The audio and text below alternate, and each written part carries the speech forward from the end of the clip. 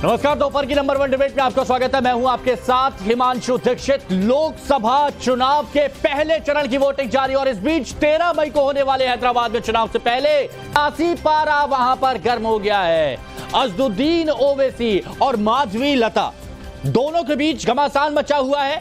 ओवैसी के सामने 40 साल के किले को बचाने की चुनौती है और इसी बीच माधवी लता का तीर चलाने का इशारा करने वाला एक वीडियो वायरल हो रहा है।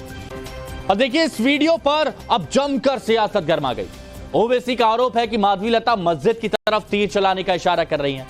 ओवैसी वीडियो के बहाने हिंदू मुसलमान की सियासत कर रहे हैं, तो माधवी लता ने पलटवार किया और माधवी लता का कहना है कि मस्जिद की तरफ इशारा किया ही नहीं है।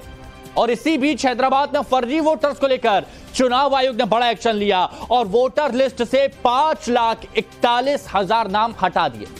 फर्जी वोटर्स के नाम हटाने का कितना असर पड़ेगा, आज इस मुद्दे पर चर्चा करेंगे, लेकिन पहले एक रिपोर्ट आपके सामने।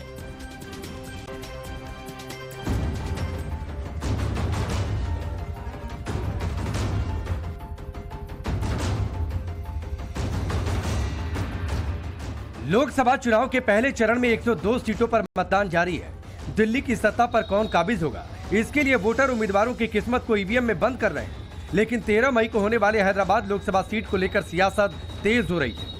हैदराबाद से इस बार असदुद्दीन ओवैसी को कड़ी टक्कर दे रही हैं माधवी लता। माधवी लता के तीर चलाने का इशारा करने वाले इस वीडियो को लेकर हैदराबाद की राजनीति गर्मा गई है। ये वायरल वीडियो बुधवार का बताया जा रहा है। जानकारी के मुताबिक रामनवमी के दिन जुलूस निकल रहा था और माधवी लता इस जुलूस में शामिल थे। इस वीडियो को ओवैसी ने मुद्दा बना दिया है। ओवैसी आरोप लगा रहे हैं कि माधवी लता एक मस्जिद की ओर देखते हुए तीर चलाने का इशारा कर रही थी। ओवैसी ने वीडियो के बहाने एक बार फिर हिंदू मुसलमान की सियासत शुरू कर दी और बीजेपी पर हमला बोला। बीजेपी की ज़हनियत का अंदाजा हो रहा है, बल्कि आप बुजुर्ग हैं, ये नौजवाना सोचना है कि हैदराबाद का तेलंगाना का फ्यूचर क्या होगा। अगर आप इस तरह के मुजाहरे करेंगे, तीर लेके किसी इबादतगाह की तरफ आप मारेंगे, 6 दिसंबर काफी नहीं था कि आपको, ये हैदराबाद को टारगेट बनाना चाह रही है आरएसएस और बीजेपी। तो मेरी आप तमाम से अपील है कि हम तमाम को ये बताना पड़ेगा, इलेक्शन अपनी जगह पर, अमन तो बरकरार रहना, ऐसी ताकतें हैं। भाई आप कल तक मेरे को गाली देते थे और आप कुछ नहीं करते थे, जान से मारने, अब तो आप इस तरह से तीर बता रहे। वो शायर का शेर है कि क्या है, सितमगर इधर हुनर आजमाए, तीर आजमा हम जिगर आजमाएंगे। मामले ने तूल पकड़ा तो बीजेपी उम्मीदवार माधवी लता की सफाई सामने आई। उन्होंने सोशल मीडिया साइट एक्स पर एक पोस्ट करते हुए कहा कि उनके संज्ञान में आया है कि नकारात्मकता पैदा करने के लिए उनका एक अधूरा वीडियो वायरल किया जा रहा है। उनका कहना है कि वो मस्जिद की तरफ इशारा नहीं कर रही थी, वो सभी धर्मों का सम्मान करती है। चश्मा लगा के देखने के लिए बोलिए, टाइप करके दिखा रहे हम, उनके जैसा बात नहीं करते हम, सब कुछ प्रूफ दिखा के बात कर रहे हम। और वो आज भी क्या कहते हैं कि मुसलमान लड़की प्रधानमंत्री बनना चाहिए हिजाब पहनकर। सऊदी अरेबिया में तो वो लोग मिस सऊदी अरेबिया बनते जा रहे हैं। ओवैसी के आरोपों और माधवी की सफाई में कितनी सच्चाई है, ये जांच का विषय हो सकता है। लेकिन मुसलमान वोटरों को भड़काने के लिए ओवैसी को एक मौका जरूर मिल गया। इस बीच चुनाव आयोग ने हैदराबाद सीट को लेकर बड़ा एक्शन लिया है। चुनाव आयोग ने जिले की मतदाता सूची से 5,41,000 नाम हटा दिए। नाम हटाने का कारण मौत होना, निवास बदलना या 2 बार लिस्ट में नाम होना बताया जा रहा है। चुनाव आयोग ने जनवरी 2023 से हैदराबाद में 5,41,000 नाम हटाए, जिसमें मृत मतदाताओं की संख्या 47,141 पाई गई है। निवास बदलने वाले वोटर्स की संख्या 4,39,801 है, जबकि 54,259 मतदाताओं का वोटिंग लिस्ट में 2 बार नाम है। दरअसल बीजेपी उम्मीदवार माधवी लता और कांग्रेस नेता फिरोज खान ने करीब 6 लाख फर्जी वोटर्स के होने का आरोप लगाया था और चुनाव आयोग से शिकायत की थी। हालांकि फर्जी वोटर्स के बयान पर ओवैसी ने इसे हैदराबाद की जनता का अपमान बताया था। अब चुनाव आयोग के एक्शन से साफ है कि फर्जी वोटर के सहारे मैदान में उतरे उम्मीदवार की मुश्किलें बढ़ गई हैं और अब हैदराबाद में जोरदार टक्कर हो सकती है। सवाल है कि क्या माधवी लता ओवैसी परिवार के 40 साल के किले को भेदने में इस बार सफल हो पाएंगे। Bureau report, times now Bharat.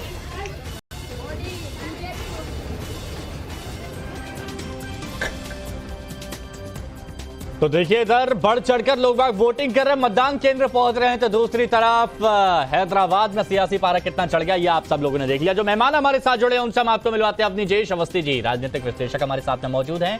Saif Khan साहब कांग्रेस की तरफ से हमारे साथ में, दानिश कुरैशी जी AIMIM प्रवक्ता हैं, और हमारे साथ में राकेश त्रिपाठी जी बीजेपी की तरफ से जुड़े हुए हैं। आप सभी का बहुत बहुत स्वागत है। राकेश त्रिपाठी जी, तीर चला रही है माधवी लता, अब वो किस ओर इशारा किया जा रहा है ये तो पता नहीं चला, लेकिन एक कैमरे का एंगल घूमता है, सामने मस्जिद दिखाई देती है और ओवैसी साहब तुरंत माइक पर बोलना शुरू कर देते हैं कि भैया ये क्या कर रहे हैं आप तो यहां पर मुसलमानों की मस्जिदों को निशाना बना रहे हैं, ये एग्जाम्पल देना चाह रहे हैं आप? देखिए, एक होता है उड़ता तीर लेना। सच बात यह है कि तीर किस तरफ मारा गया और तीर किस तरफ लग गया है। तीर लगवाना ही चाहते थे। मैं एक छोटी सी कहानी आपके दर्शकों के लिए भी जरूर सुना दूंगा। गुरु नानक एक बार पैदल टहलते टहलते मक्का शरीफ पहुंच गए और मक्का शरीफ पहुंच करके वो रात को विश्राम कर गए। सुबह कुछ मुल्लाओं ने उन्हें घेर लिया और उन्हें कहा कि आपने पैर अपने आज काबा की तरफ कर दिए है। उन्होंने कहा कि मेरा पैर उधर घुमा दो जिधर तेरा काबा न हो। जिधर जिधर पैर घुमाते गए उधर उधर काबा निकलता गया। ईश्वर तो सब जगह मौजूद है, अल्लाह तो सब जगह मौजूद है, फिर भी उसके बाद इस तरह की बात कहना कि मस्जिद को टारगेट करके तीर चलाया जा रहा है, ये माधवी लता का स्टाइल है। वो अपने आप को प्रदर्शित हमेशा करती है कि इस सनातन धर्म में तीर धनुष का कितना महत्व रहा है। वो उसको एक तरह से प्रदर्शित करने का काम कर रही थी, लेकिन ये तीर असदुद्दीन ओवैसी के लिए जरूर निशाने पर लग गया कि कैसे इसके आधार पर मंदिर मस्जिद का खेल खिलौना खेल खेला जाए। क्योंकि मुद्दों पर तो बात कर नहीं सकते हैं, क्योंकि मुद्दों पर बात करने की उनके अंदर क्षमता नहीं। भारतीय जनता पार्टी विकास के मुद्दे पर चुनाव लड़ रही है और हम विकास के मुद्दे पर लगातार बात करेंगे, मोदी की गारंटी पर बात करेंगे। लेकिन आज शुरुआत में ही राकेश जी ने जिस तरह का उदाहरण दिया है वो काबिले तारीफ भी है और बहुत अच्छी बात से शुरुआत की है कि बताइए कौन सी वो दिशा जहां पर काबा ना हो। खैर ठीक है, दानिश कुरैशी जी, देखिए बीजेपी की तरफ से भी माधवी लता ने भी अपनी तरफ से अपना बयान दिया और उन्होंने कहा कि ऐसा कुछ नहीं है, चश्मा पहन के उनको देख लेना चाहिए था, कहां पर वो इशारा किया जा रहा है, लेकिन वहां पर किस ओर ले गए हैं। आप क्या कहेंगे कुरैशी जी? सैफ भाई आ रहा हूं, 2 मिनट रुकिएगा। देखिए, सबसे पहली बात तो यह है कि भारतीय जनता पार्टी के प्रवक्ता ने जो एग्जाम्पल दिया है ये हवाई बातें हैं। मुझे लगता है कि इनको नानक साहब को पढ़ना चाहिए तो समझ में आ जाएगा तो काबे की अहमियत उन्होंने कितना से बताई थी। बहरहाल खैर वो छोड़िए, बात है माधवी लता की। मैं आपको एक बात बता दूं कि भारतीय जनता पार्टी की ये जो उम्मीदवार हैं इनका कोई नई बात नहीं है। मैं पहले भी कह चुका हूं और फिर दोहरा रहा हूं कि इस देश में मस्जिदों को ढहाने के लिए एक आंदोलन, एक मूवमेंट चलाने वाली भारतीय जनता पार्टी वो ये कह रही है कि नहीं नहीं हम ऐसा कुछ नहीं चाहते, हम तो अच्छे लोग हैं, हम धर्मनिरपेक्ष लोग हैं।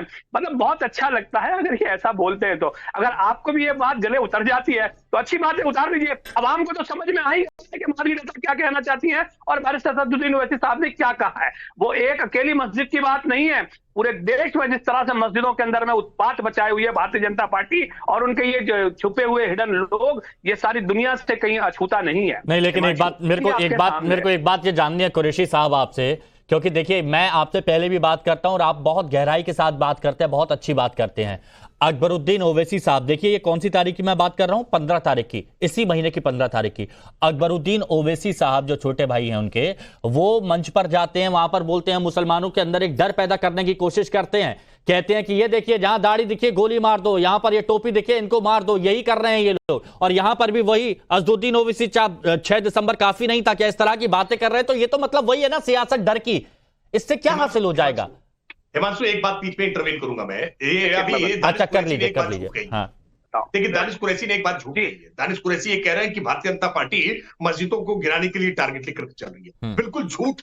भारत पूरी दुनिया में दूसरा नंबर का मुल्क है जहां सबसे ज्यादा मस्जिदें हैं। इंडोनेशिया में सबसे ज्यादा है, उसके बाद भारत में है। भारत में 7 लाख लगभग मस्जिदें हैं। किसी मस्जिद को, चलिए ये आपकी बात हो गई कुरैशी साहब। क्या ये डर की सियासत नहीं हो रही है? ये सच्चाई, डर दिखा के अपने पाले में लाने की कोशिश नहीं है?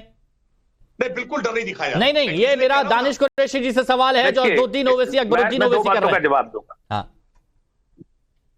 हाँ जी, मैं जवाब दूंगा। देखिए, सबसे पहले तो भारतीय जनता पार्टी के प्रवक्ता जो हैं उन्होंने जो 5 लाख मस्जिदों की बात की, तो सुन लीजिए, वो मस्जिदें भारतीय जनता पार्टी के रिजीम में बनी हुई नहीं है। ये मस्जिदें इस देश के मुसलमानों ने अपने खून पसीने की मेहनत की कमाई से बनाई हुई है। और बात अगर वो उसकी करते हैं तो बाबरी मस्जिद आपके सामने है। और उसके अलावा जिस तरीके से उत्तर प्रदेश में, जिस तरीके से गुजरात में और जहां जहां भारतीय जनता पार्टी की सत्ता है, वहां मस्जिदें, खानकाहें किस तरह से गिराई जा रही हैं बुलडोजर के नाम पर, गैर कानूनी तरीके से। जो प्रोसेस होना चाहिए कानूनी, मुझे ये बताइए, क्या ये डर दिखाने की कोशिश नहीं है क्या? बहुत जल्दी से बताइएगा। आपने ये कहा, कुरैशी जी, मैं वही कह रहा हूं। हाँ। मैं वही कह रहा हूं।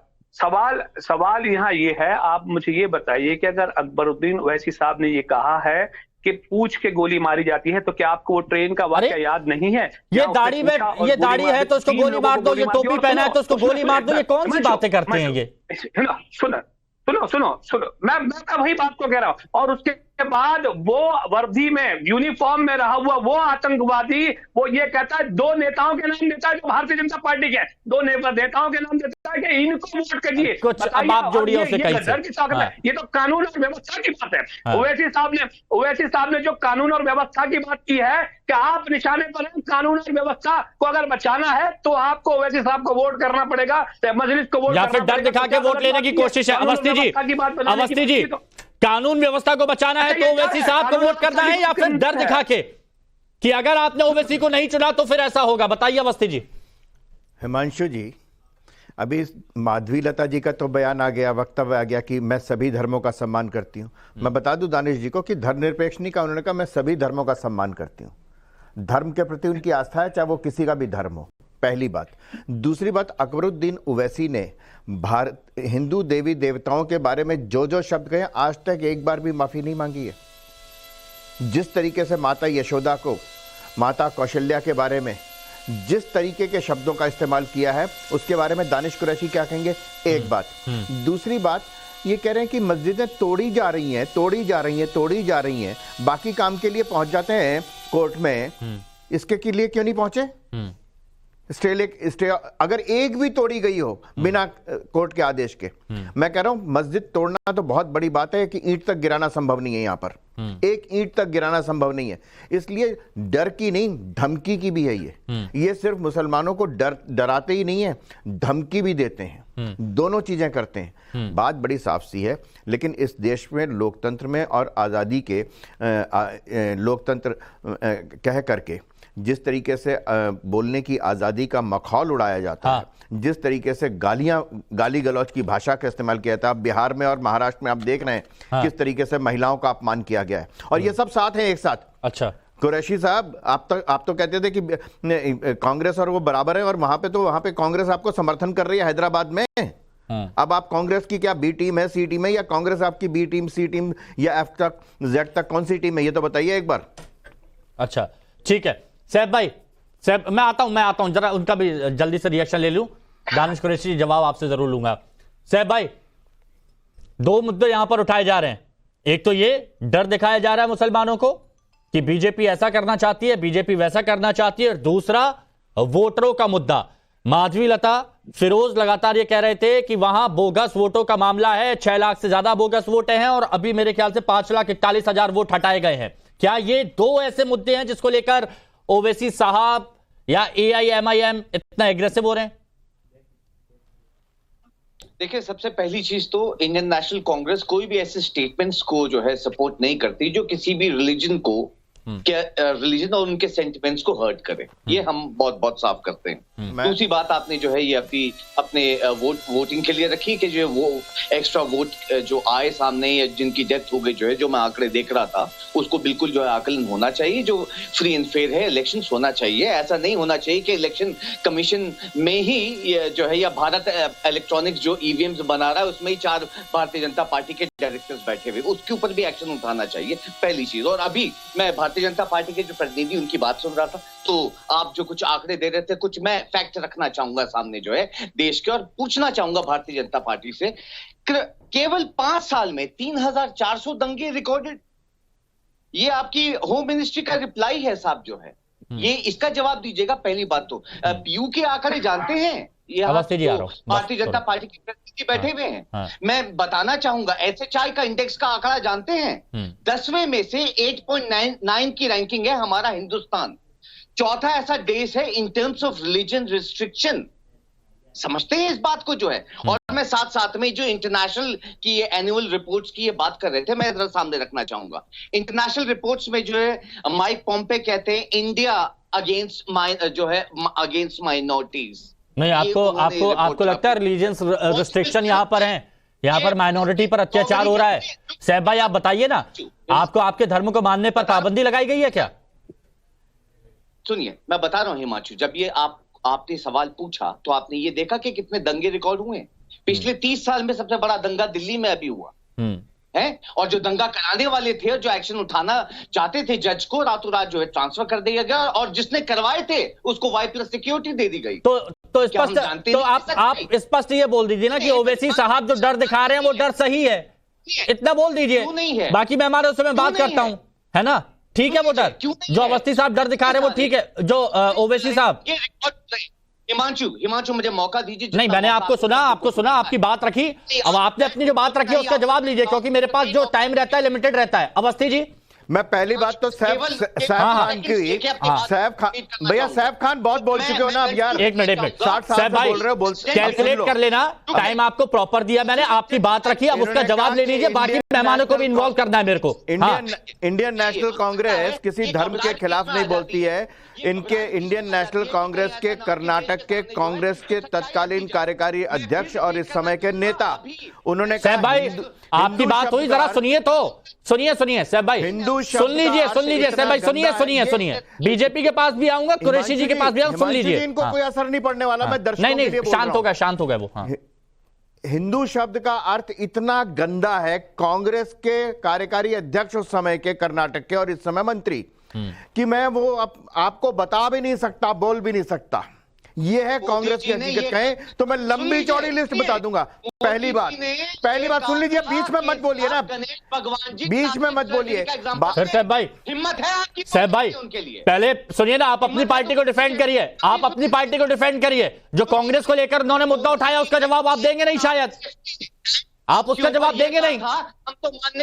मैं तो मानने को तैयार ही नहीं हूं कि हिंदू एक धर्म। अच्छा, वो शायद नहीं सुनना चाहते सैफ भाई, नहीं सुनना चाहते। अब इनके लिए हिंदू एक धर्म भी नहीं है, हिंदू धर्म भी नहीं है। तो सुन लीजिए, खड़गे जी ने कहा, सनातन मानते हो ना, तो कांग्रेस के अध्यक्ष मल्लिकार्जुन खड़गे ने कहा कि अगर मोदी की सरकार आ गई तो सनातन की सरकार आ जाएगी, हमको सनातन को खत्म करना है। अब वो सुनिए ना, अब अवस्थी जी सुनिए, वो शायद इधर उधर ले जाएंगे। मुझे ये आपसे जानना है कि एक तो बोगस वोटर्स का मुद्दा जो वहां पर उठाया जा रहा था, जो वहां पर फिरोज खान की तरफ से भी उठाया गया था, माधवी लता की तरफ से भी उठाया गया था, 5,41,000 वोट अब हट चुके हैं, है ना?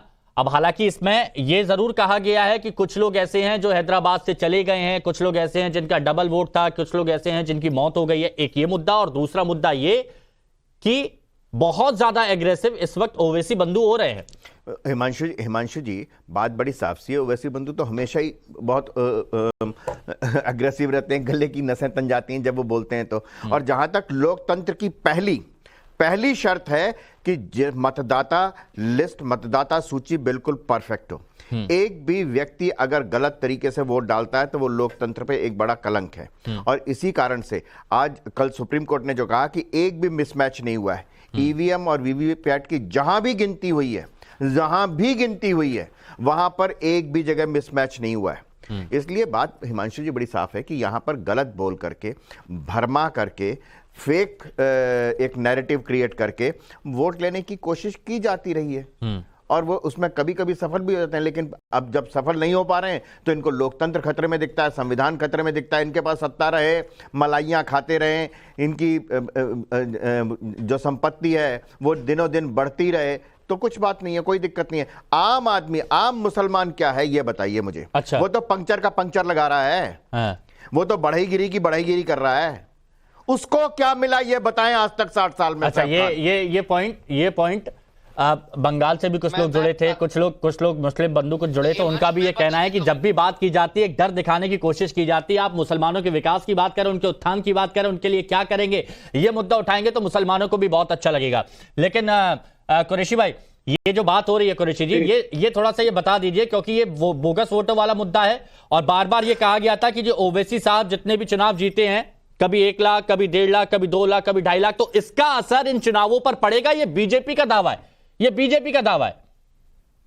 देखिए, दिल के बहलाने को गालिब ये ख्याल अच्छा है। दरअसल दिक्कत क्या है कि भारतीय जनता पार्टी के लोग जो है ना, वो सिर्फ उनको जो संघ यूनिवर्सिटी से जो मटेरियल मिल जाता है वही लेके चले आते हैं। अरे जो बात हो रही है वो पूरे तेलंगाना की बात हो रही है। बैरिस्टर असदुद्दीन ओवैसी साहब की कॉन्स्टिट्यूंसी की बात नहीं हो रही।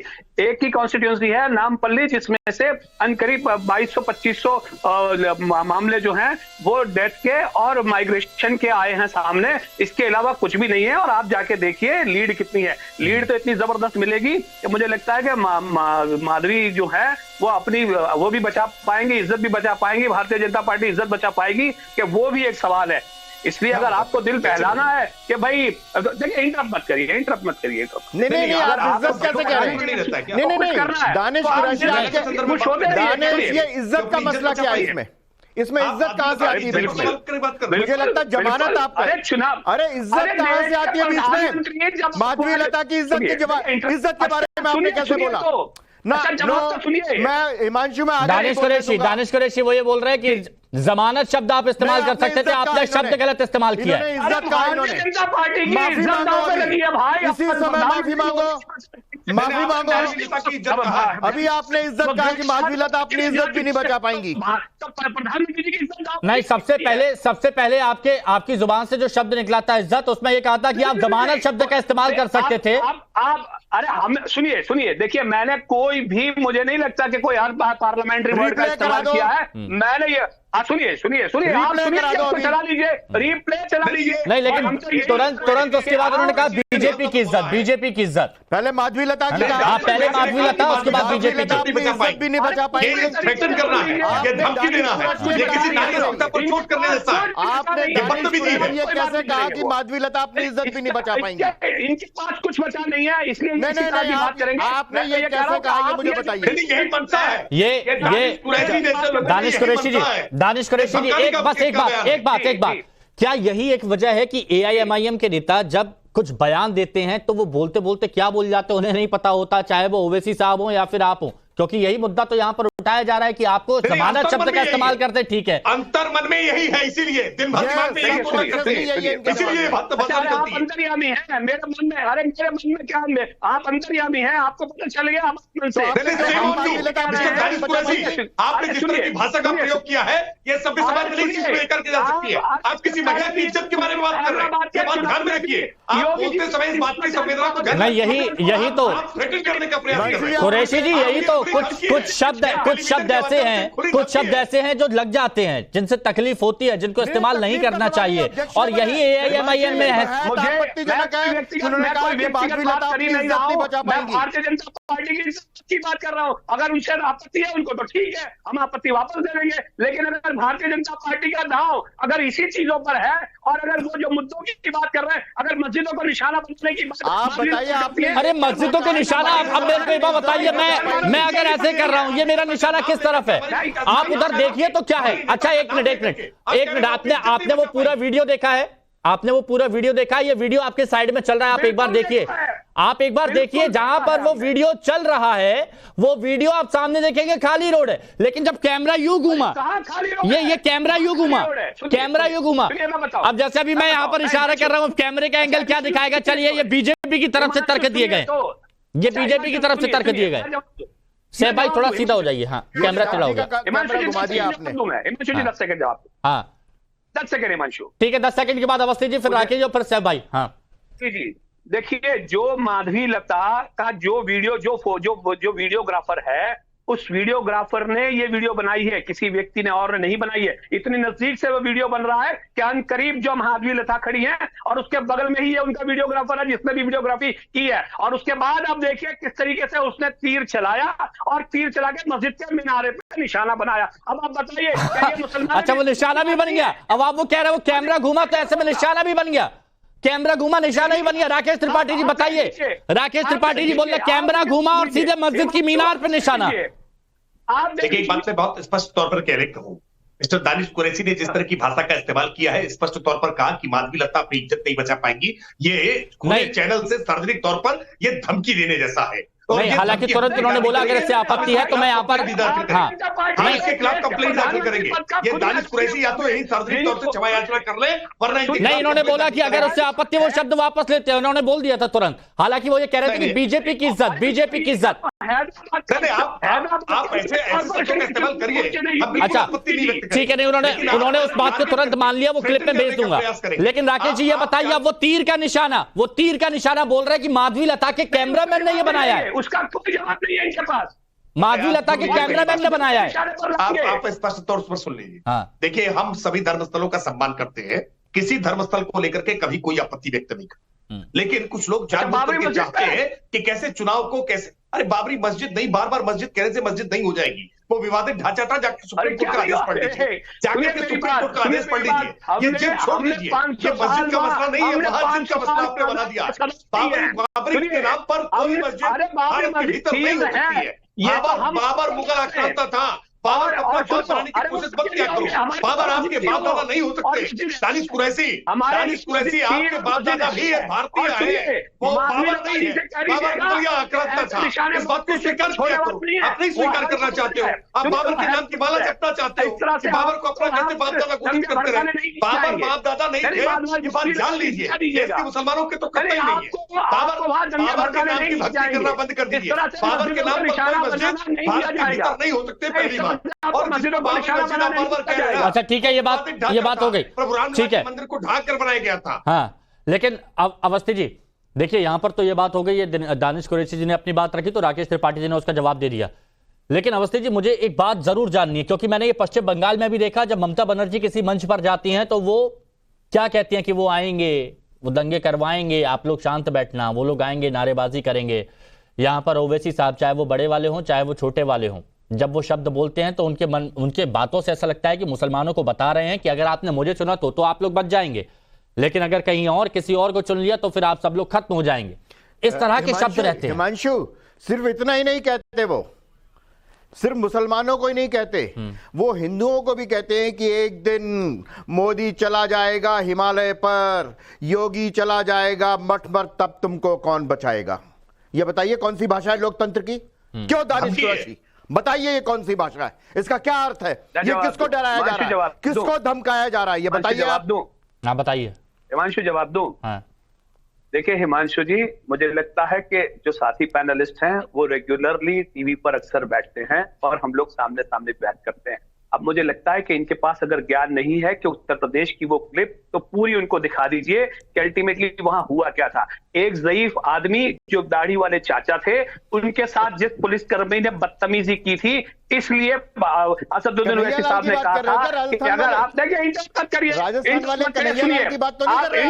बीच में देखिए ये चोर की दाढ़ी में चिंता, ये चोर की दाढ़ी में चिंता, पूछ लीजिए, सुन तो लीजिए। वही तो मैं बता रहा हूँ कि आप अगर सत्ता के जोर पे, अगर योगी जी के जोर पे, अगर मोदी जी के जोर पे कर रहे हैं, आप ये कहेंगे कि आपको कौन बचाएगा? फिर आपको कानून से कौन बचाएगा?